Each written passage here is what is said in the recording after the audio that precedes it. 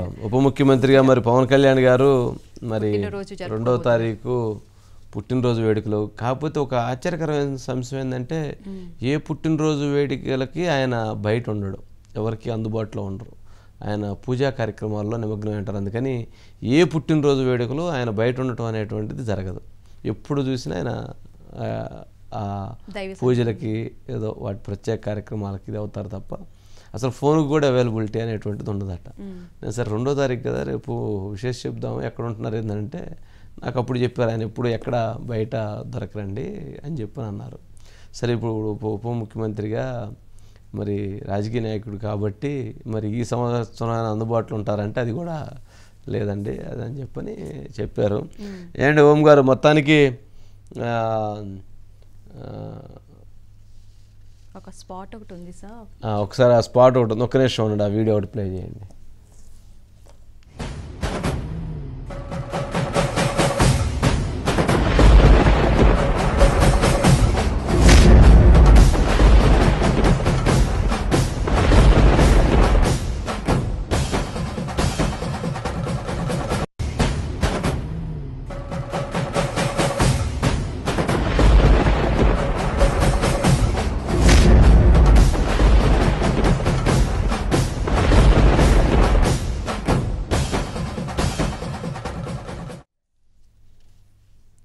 Assembly gate కూడా తాకనేమో అన్నారు ఆయన్ని.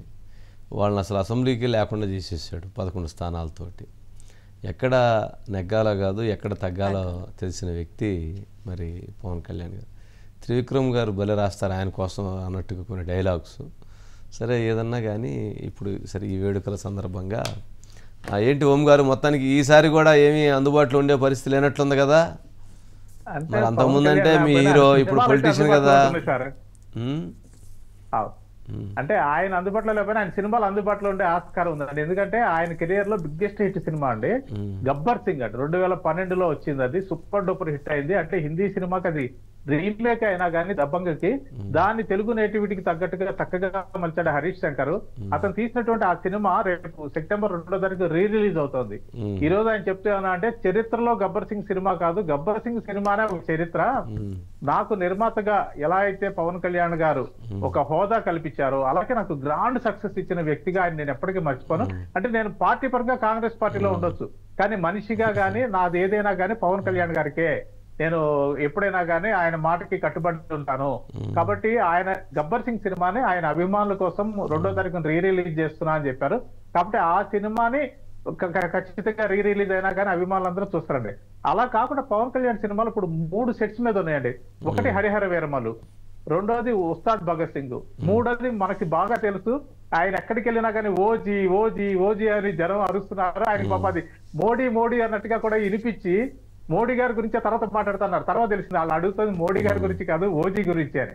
కానీ ఆ ఓజీకి సంబంధించి అండి ఈ 3 సినిమాలకు సంబంధించి ఏదో ఒక అప్డేట్స్ అయితే ఖచ్చితంగా ఇస్తారండి. హరిహర వీరమలకు సంబంధించి ఒక టీజర్ వచ్చే ఆస్కారం ఉంది అంటున్నారు. అలాగే ఓజీకి కూడా వాళ్ళిద్దరు దర్శక నిర్మాతలు వెళ్ళి మన పవన్ కళ్యాణ్ కలిసి వచ్చారు. ఆయన దగ్గర నుంచి ఒక చిన్న ఏదైనా ఆ సినిమాకి సంబంధించిన ఒక డైలాగ్ చెప్పించి ఉండొచ్చు అనుకుంటున్నారు.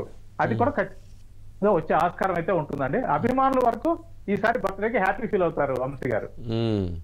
కానీ ఈసారి మాత్రం ఇంతకుముందు ఫ్యాన్స్ చేసేవాళ్ళు ఈసారి మాత్రం డిప్యూటీ సీఎం హోదాలో దాదాపు రాష్ట్ర వ్యాప్తంగా పెద్ద ఎత్తున సంబరాలను ఏర్పాటు చేశారు. ప్రతి నియోజకవర్గంలో ప్రతి దగ్గర ఒక కార్యక్రమాన్ని ఏర్పాటు చేశారు. అసలు విజయవాడలో అయితే ఖాళీ లేదట, అంత పెద్ద ఎత్తున ఏర్పాట్లకి శ్రీకారం చుట్టినటువంటి పరిస్థితి ఉంది.